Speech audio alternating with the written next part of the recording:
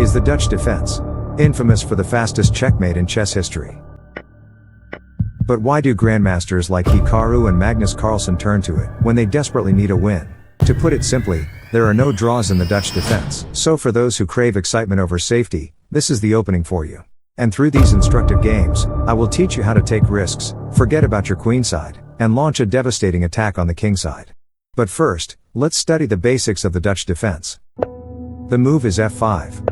And it is played against any first move by white, except for e4. The idea is to stop white from building a massive pawn center. The best he can do is c4, and this is how the vast majority of your games will go in this opening. Knight f6 is the most important move after you play f5 because it not only strengthens black's grip on the e4 square, but also prevents any queens or bishops from landing on the h5 square, humiliating us on move 3, which I suspect is the reason behind the horrendous loss rate in the Dutch defense. A number eerily similar to the divorce rate in the United States. Except the Dutch defense will never sleep with its boss, and then kick you out of your own house as soon as the paperwork is filed.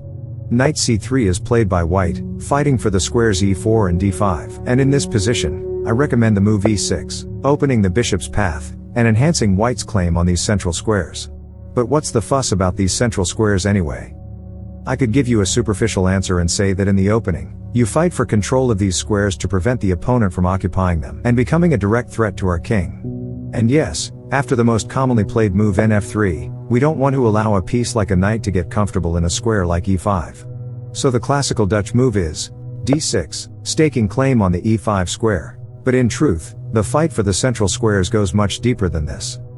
Because if white has full control of the central squares, he has the power to decide what happens to the center, and when it happens, he can choose to build a massive center if he so wishes. Choose an advanced center suffocating your piece development, or choose an open center, if it leaves your king and pawns in a vulnerable state. It is not the kind of power you want to give to a person that wishes you harm. So be wise, change all PIN codes and passwords during a breakup or divorce. You might accidentally purchase a Louis Vuitton bag, with the money you've been saving for a new motorbike. It's funny, until it happens. Anyway, you fight for the center, so you have a say on what happens there. You can agree to an open center, if your king is safe, and your pieces are well developed and ready for a dynamic middle game. You can choose a locked center, if you intend to launch a pawn storm. Or you can settle for a fluid center like this one. Yes, this is a fluid pawn center. Because if white advances with the move d5, a strangely common mistake, instead of a direct clash, you can slide your pawn to e5. And after a move like e4, you can choose conflict, or the slippery move, f4. This is how to be like water.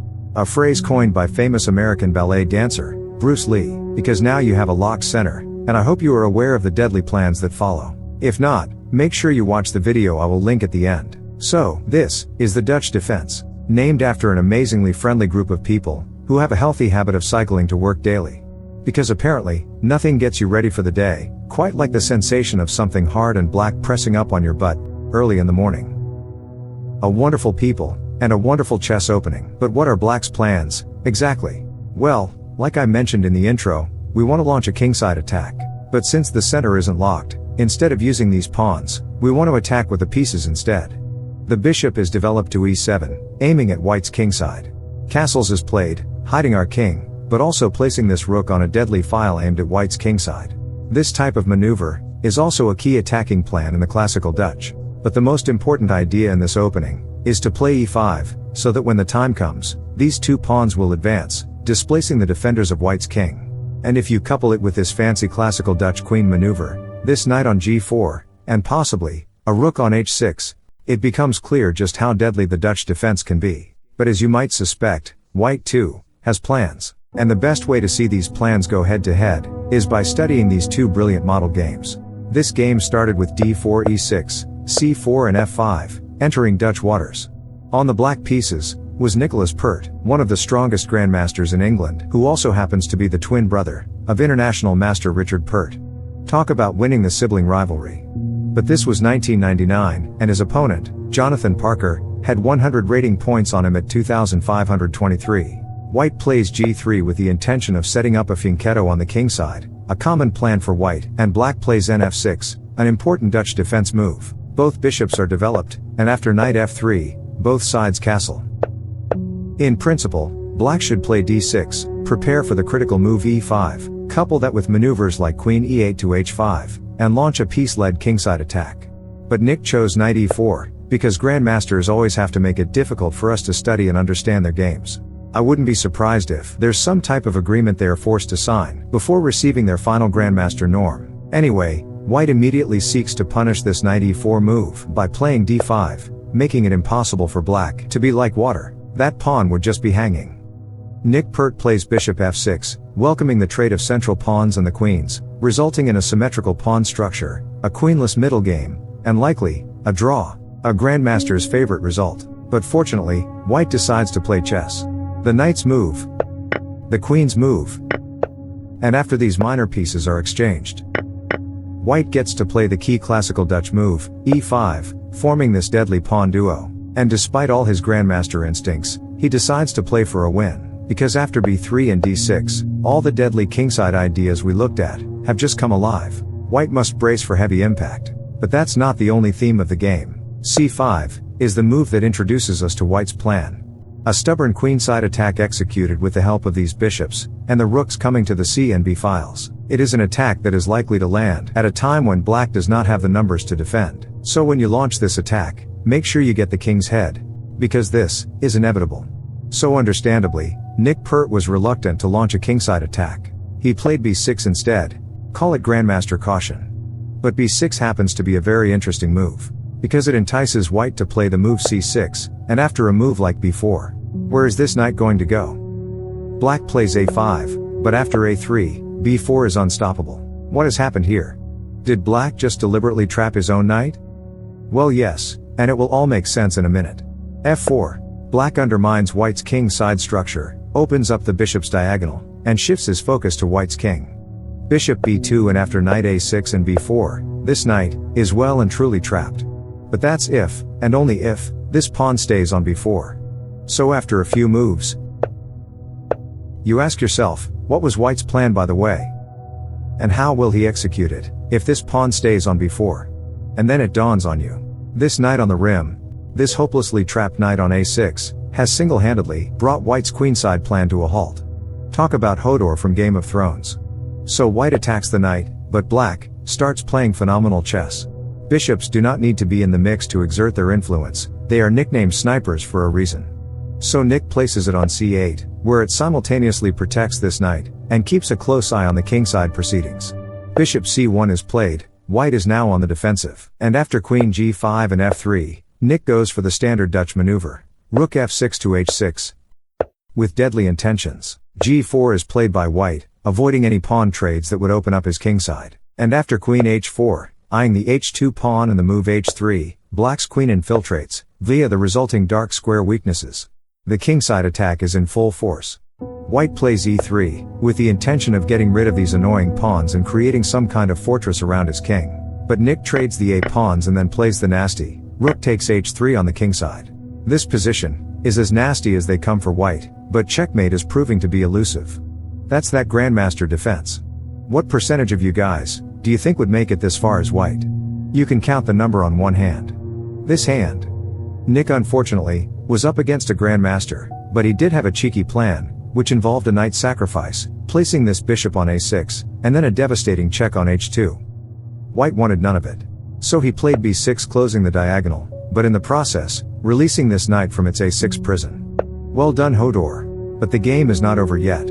Pawn takes pawn, makes use of the pin on the rook, and if allowed, white will capture on e5, and then place the bishop on f4. Good luck getting your checkmate. Rook h2 was played by the twin brother, a tricky reply. If white captures on e5, black captures the rook with check. And after rook takes, all of a sudden, this rook is hanging. Tricky. So white plays rook e2. What we see are pieces and pawns moving, but there are deep ideas and tactics at battle beneath the surface. That's chess at elite level, and the best place to learn about it is right here. So like, subscribe, and introduce this channel to your kids. I will get them to 1200 rating level, at which point, they are doing better than most adults in the world. Evidence for your strong case, to stop paying child support. Game is game. e4 is played, enticing this pawn to move so the bishop can get in on the action. But white replies with f5, closing the diagonal. The king goes to f7, protecting this rook in preparation for the capture on f3, but white captures on e4 himself. Immaculate defense, and for a second, it seemed like white was doing just fine. But after knight d3 threatening the rook, white played queen c3, pinning the knight to the queen. A blunder. You can pause the video if you're feeling up to it, but I'll have you know that my 1200 rated son took a while to find the disgusting rook h1 check. King takes, but after knight takes rook check, a discovered attack on the queen, this game is over. But this one has just begun.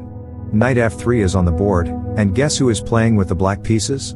Richard Pert, twin brother to Nick Pert, who we've just seen demolish a 2500 in the previous game. And this one is just as brutal, if not more. f5, the amazing Dutch defense is on the board. The 2300 rated player on the white pieces plays g3, preparing his fianchetto setup on the king side. Knight f6, a very important move by black, is followed by bishop g2, but now Richard plays a sneaky move, d6 instead of e6. The idea is to play e5, in one go, achieving the target f and e pawn duo, and indeed, white allows it by castling. e5 is the ideal classical Dutch pawn center, but how will it fare against d3, the king's Indian setup? Bishop e7 was played, and instead of fighting fire with fire, white opted for the move c4, with plans to attack on the queen side. But with the following cautious moves, Richard shows us that trait neuroticism runs deep in the family. a5 tries to stop white from playing b4, but rook b1. And now he plays king h8 because, what if the queen goes to b3 with check? I don't know. Personally, with those two moves, my queen would already be on h5, making all sorts of threats on the king side. This guy is lucky he wasn't playing against me, I'm a different breed. So in this position, white played a3, getting ready for the queenside expansion with b4. Queen e8 by the twin brother, a key Dutch defense maneuver. b4, queen h5, and queen b3 is played by white. Both plans are in full force, queenside attack versus kingside attack, and the move f4 is well in line with black's plans in this position. This bishop will land on h3, this knight will land on g4, and this king will be mated. Or will it? Would you guys forgive me if this chess video ended in a tragedy? I don't know, but Titanic is the best movie of all time. And that's because he died before the divorce. Anyway, white played knight d5, offering to trade it for one of black's deadly attackers, and black agreed.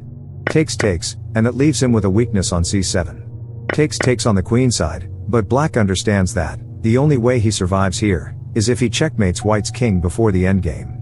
So the knight begins a very long journey to the square g4. Bishop d2 by white, connecting his rooks, one of which will very soon be staring down this pawn weakness. The knight continues its journey, and white plays rook a1, offering to trade it with one of black's key queenside defenders. He hides, a move that I suspect came very naturally to Richard Pert. But after rook c1, with very clear intentions, for some reason, almost out of nowhere, Richard Pert starts playing phenomenally brave chess. Bishop d8? No, bishop h3. You can have that pawn if you like. I'm coming for your throat. White folds and plays a defensive move protecting this pawn. And after knight g4 finally, and b5, black's attack is starting to look very dangerous. In fact, pawn takes g3 was played. H takes g3 was the reply. But if you're feeling creative, think about what you would have played if the f-pawn had captured on g3 instead. It's a really beautiful line. But hg3 is what was played, and black needed to add one final piece to the attack. Rook f6, and we all know where that rook is going. Queen a4, intending to infiltrate on a7, but after takes, king takes, and rook h7, it's checkmate in 2. Queen h1 check, knight shields, and can you find the final move? Type it in the comments if you've made it this far into the video. A video about a chess opening weapon, against pretty much any first move by white, except for e4. But what if your opponent plays e4? In this video, I show you how to calmly disrobe all e4 players with solid moves and by following simple instructions. Quick movement is development. But if it's hanging, you're taking. If it's green, cross the street, but if it's brown, flush it down. I really enjoyed writing this script for you guys. Take care of your kids and see you on the other side.